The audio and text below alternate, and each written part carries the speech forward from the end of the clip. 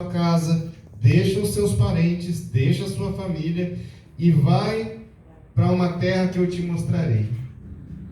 Abraão não sabia para onde ele estava indo. Abraão não tinha nem ideia do que ia acontecer com ele. Abraão, ele só recebeu esse convite, esse chamado do Senhor. Sai da sua casa, sai da sua parentela, sai dessa terra e vai para um lugar que eu vou te mostrar. Então Abraão, ele não tem ideia de que lugar é esse. Nesse momento, ele não tem nenhuma aliança com Deus. Deus ainda não tinha feito uma aliança com ele. Ele simplesmente chama Abraão. Assim como ele fez lá com Eva. Um dia, quando Adão e Eva eles pecam, o pecado entra no mundo, Deus ele já começa a demonstrar o que vai acontecer, redenção. Ele mata lá um animal, veste o homem e a mulher, e aí ele também faz uma promessa para a mulher: o seu descendente vai esmagar a cabeça da serpente. Então Deus fala com Eva. Depois, um pouco mais à frente, Deus novamente ele quer tratar com esse povo infiel. O mal já habita muito na terra, as pessoas, os homens são perversos. Aí Deus chama um outro homem, ainda não é a aliança que conhecemos, mas ele chama Noé. Noé, constrói uma arca, constrói um barco enorme, um barco que jamais alguém tinha imaginado que pudesse ser construído, principalmente naquela época, com a tecnologia que na verdade não existia, porque não tinha tecnologia naquela época. Mas Deus fala: constrói uma arca gigantesca, porque eu vou julgar a terra. E Noé também, para ele na hora assim, uma coisa assim, absurda talvez, mas ele crê. Deus chama, Deus dá uma ordem e ele constrói a arca. Vem o dilúvio, o julgamento, nós já conhecemos a história. E aqui um pouco mais à frente, Deus novamente chama esse homem, Abraão. E Abraão, ele obedece, ele sai. Obedece em termos, ele sai, mas ele não deixa a parentela, ele não deixa todos, ele leva, o texto diz que ele leva Ló. E o texto aqui que a gente lê, está sempre falando, ele, sua mulher e tudo que tinha, e Ló com ele. Aí depois, mais abaixo, ele vai falar de novo sobre, ele houve contenda entre os pastores do gado de Abraão e os pastores do gado de Ló. Então a gente já vê que já começa ali um probleminha. Então ele leva Ló junto com ele. Mas ainda assim eles prosperam. Eles continuam crescendo, aumentando, muito gado, muito boi. Até aqui, o chamado de Deus para Abraão é só de sair, você vai para um lugar que eu vou te mostrar. Eu vou te abençoar, você será um homem muito abençoado. Ele começa essa peregrinação. Algo importante que eu queria chamar a atenção para os irmãos em relação a Abrão e a Ló, que é o que nós vamos ver, dois pensamentos, duas visões, duas formas de relacionamento com Deus, duas formas de responder a Deus. Nós vamos ver a de Abrão e nós vamos ver a de Ló. Abraão, o texto, mesmo quando ele sai, ele fala sempre que Abraão, ele constrói as suas tendas quando ele chega num lugar novo, mas antes de construir a tenda, todos os textos aqui que a gente lê, ele diz que Abraão, ele levanta um altar. Então Abraão, ele sai, ele chega num lugar, ele levanta um altar, ele invoca o nome do Senhor. Nós vamos ver aqui, por exemplo, fez as suas jornadas do Negueb até Betel, até o lugar onde primeiro estiver a sua tenda, entre Betel e Ai. Primeiro estiver a sua tenda, porque lá atrás, quando ele sai, ele passa por esse lugar, ali no versículo 7 do capítulo 12. Apareceu o Senhor a Abraão e lhe disse: darei à tua descendência esta terra. Ali edificou Abraão um altar ao Senhor que lhe aparecera. Então ele edifica um altar. E aqui então o texto, quando a gente leu aqui no capítulo 13, ele está relembrando, até o lugar do altar que outrora tinha feito. Então, altar. Abraão, ele levanta altares, ele invoca o nome do Senhor. Mais adiante também, a gente continua lendo e novamente, E Abrão, mudando as suas tendas, foi habitar nos carvalhais de Mamre, que estão junto a Hebrão, e levantou ali um altar ao Senhor. Então, Abraão ele está a todo momento levantando altares ao Senhor. E o que isso significa? Significa que a prioridade de Abraão é invocar o nome do Senhor, é agradar ao Senhor, é prestar honra e glória ao Senhor, porque é o Senhor que faz o convite, o Senhor que direciona, o Senhor que leva, o Senhor que cuida, e Ele quer deixar bem claro isso, né? Que ele apesar de ter saído de uma terra de idólatras, né? Pessoas que não criam em Deus, né? Ele crê. Então ele demonstra isso, né? Na sua atitude. Apesar de não ver a terra, mas ele de alguma forma vê o Senhor, ele enxerga Deus, ele vive num mundo cheio de problemas, de dificuldades, ele tinha muitos servos, ele tinha também as suas contas para pagar, ele tinha pessoas que brigavam, né? Ele mesmo tem aqui um probleminha com o sobrinho dele, né? Uma discussão ali, então ele tem os seus problemas, nós temos também, né? Nós temos nossos problemas. Temos também contas, talvez problema com saúde, problemas de relacionamento, problemas diversos, né? Mas, assim como Abraão, ele sempre se volta ao Senhor. E nós devemos fazer a mesma coisa, lembrarmos do Senhor. Nós temos dentro de nós um altar que nós temos que edificar todos os dias, constantemente. Onde vamos? Abraão, ele saía da esquerda e ia para a direita, levantava um altar. Saía da direita e ia para frente, levantava um altar. Ele voltava, levantava um altar. E nós temos que fazer isso. Verdade. Todo instante, em todos os estágios da nossa vida, em todos os lugares que formos, temos que pensar no altar que temos que levantar dentro de nós. Porque nós sabemos que Deus habita dentro de nós. Deus habita no nosso coração. Amém, irmãos? Então, Abraão é esse homem que ele confia no Senhor. Ele não precisa ver, ele não precisa olhar, ele só ouve, obedece, confia, ele conhece esse Deus, né? Deus, ele é assim, uma pessoa presente na vida de Abraão, e Abraão realmente, ele reconhece, né, essa dependência que ele tem do Senhor, por isso que ele age dessa forma.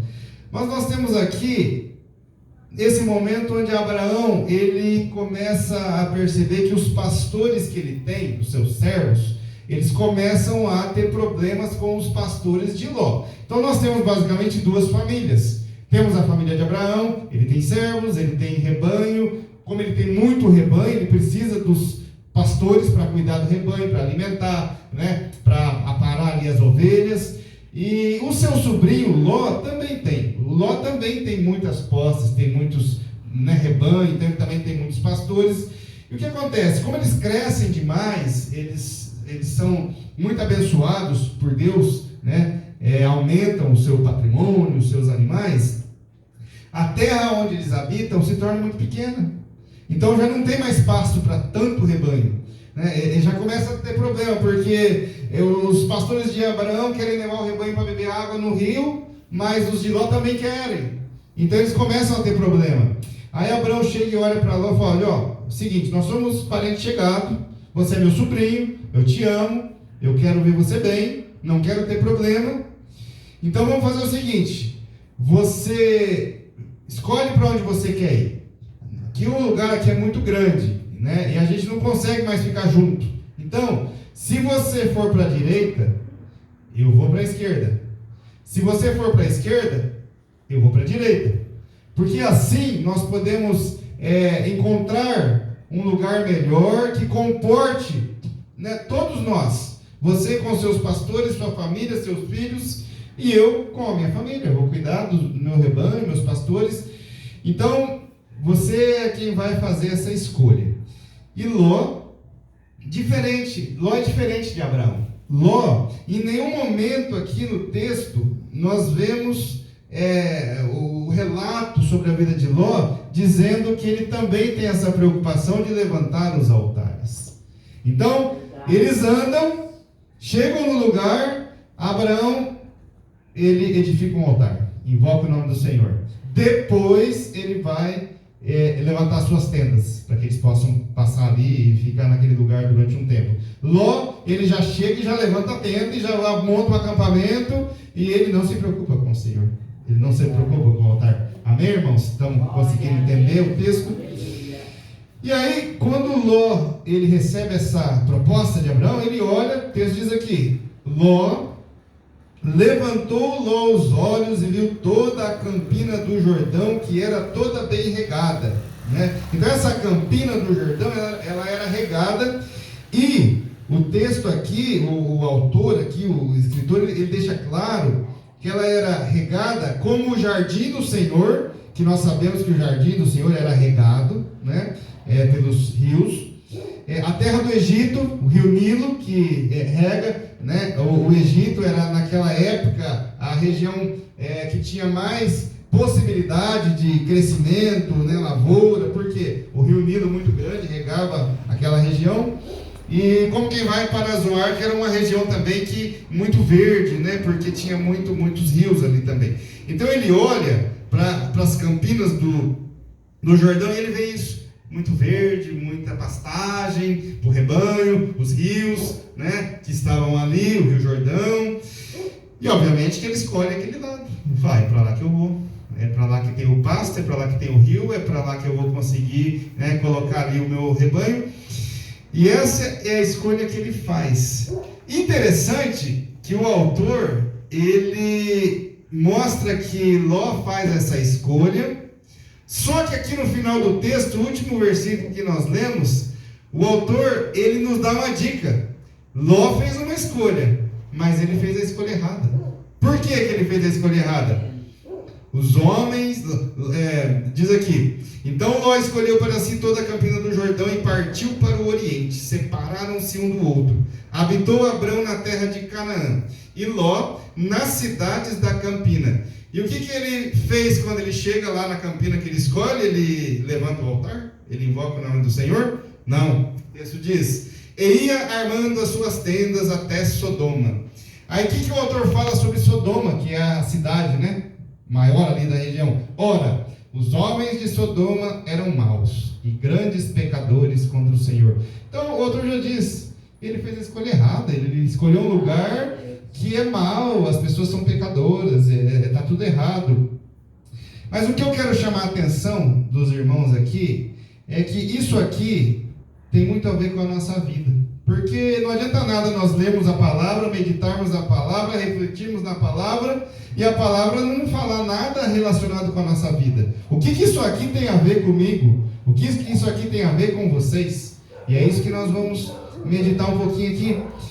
Irmãos, Ló, ele muitas vezes, ele na verdade agiu como muitas vezes nós agimos. Ló, ele se baseou naquilo que ele viu.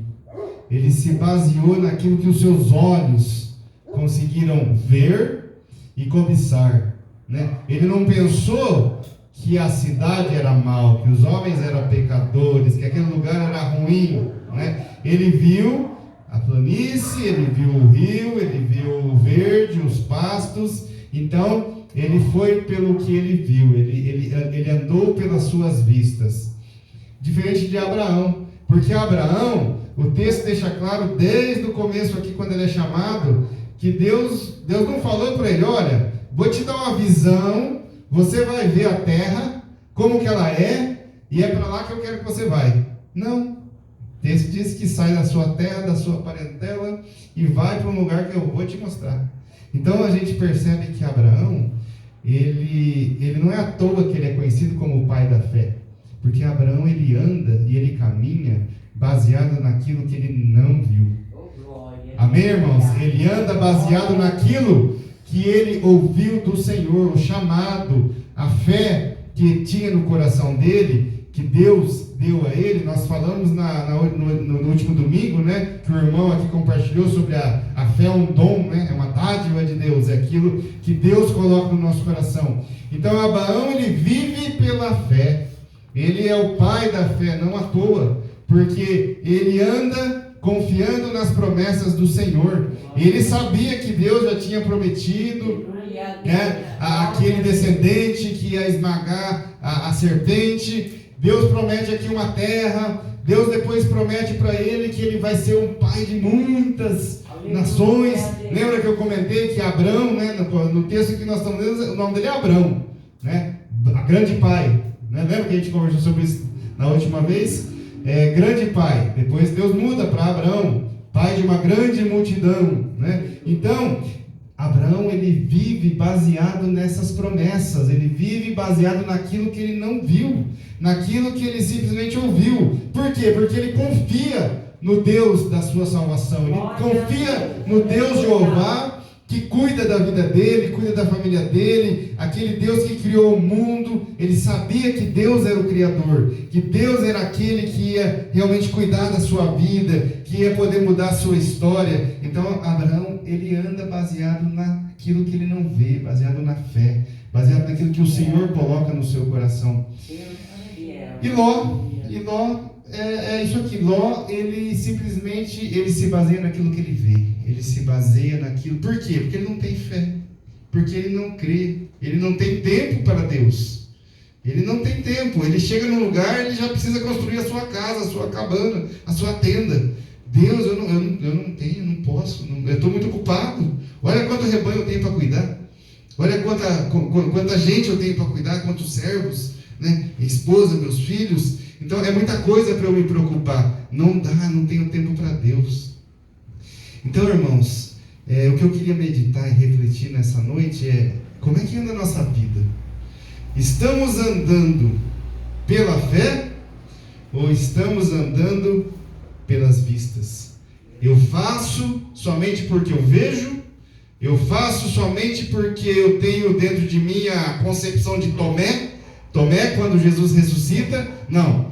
Eu só vou crer se eu ver. Eu preciso ver a mão do Senhor. Eu preciso ver as chagas, as feridas. Senão eu não creio. Será que é assim que nós estamos vivendo? Será que a nossa vida tem caminhado dessa forma?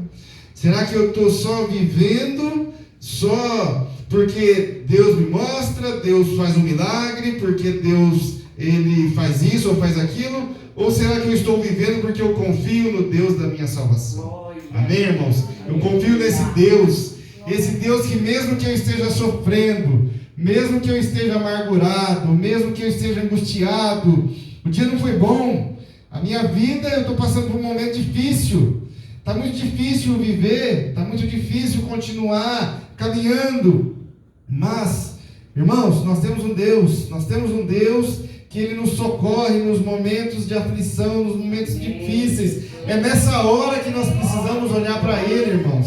Amém? É nesse momento, no momento da dificuldade, que nós precisamos lembrar que nós temos um Deus que Ele não me prometeu um mar de rosas. Ele não me prometeu uma vida fácil.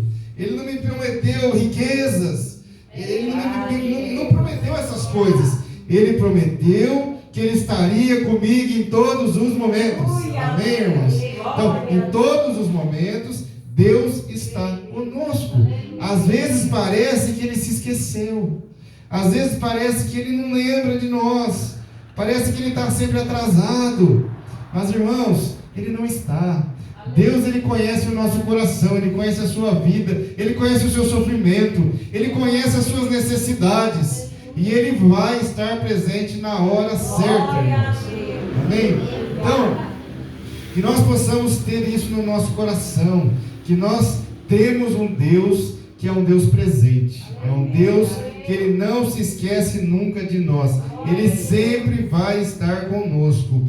Se nós formos, irmãos, ler lá no Novo Testamento, nós começamos aqui em Gênesis, no comecinho da história, quando Deus estava começando a firmar a sua aliança com Abraão. Aí quando nós chegamos aqui em 2 Coríntios, no capítulo 5, olha o que o apóstolo Paulo, né, falando aos Coríntios, ele está conversando, ensinando, ele diz assim: ora, foi o próprio Deus que nos preparou para isto, outorgando-nos o penhor do Espírito. Temos, portanto, sempre bom ânimo, sabendo que enquanto no corpo estamos ausentes do Senhor, visto que andamos por fé e não pelo que vemos. Amém, irmãos? Está aqui, ó, nós somos aqueles que andamos por fé e não por aquilo que vemos. Amém, irmãos? Então, que nós possamos levar a nossa vida dessa forma, que nós possamos olhar para a palavra. Nós temos conversado sobre isso, né? Crer na palavra, os milagres de Jesus, e nós precisamos ler, precisamos ouvir, precisamos confiar que tudo que está escrito aqui vai acontecer, que Deus ele está colocando aqui as suas instruções para que nós possamos ver quem? O Senhor Jesus, o nosso Redentor, aquele Cordeiro que foi imolado, que foi morto, foi sacrificado lá no Éden, no jardim, quando Adão e Eva pecaram, que o Senhor matou aquele cordeiro para que eles pudessem usar as vestes, né? Foi assim que Deus cobriu o pecado deles.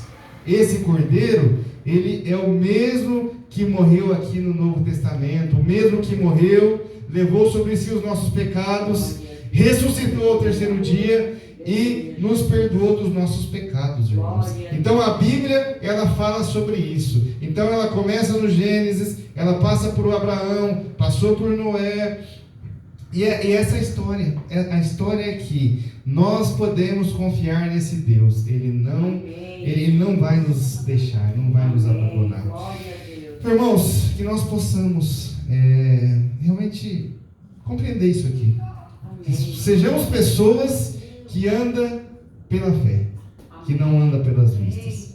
Amém, irmãos? Então que nós possamos levar essa palavra, que Deus possa realmente trabalhar no nosso coração, e que nós possamos ser servos, que a nossa prioridade é levantarmos altar para o Senhor, invocar o nome do Senhor. E Deus, irmãos, eu garanto a vocês, Ele vai te ajudar, Ele vai nos momentos difíceis estar na sua vida, Ele vai te dar alívio, Ele vai te socorrer. Vamos confiar, irmãos, porque Deus, Ele promete isso na sua palavra. Amém, irmãos? Então que nós possamos realmente aproveitar o tempo que pudermos para meditar, para deixar o Espírito Santo falar no nosso coração, na nossa mente, ganhar a nossa mente, e que realmente, irmãos, possamos confiar nessa palavra aqui.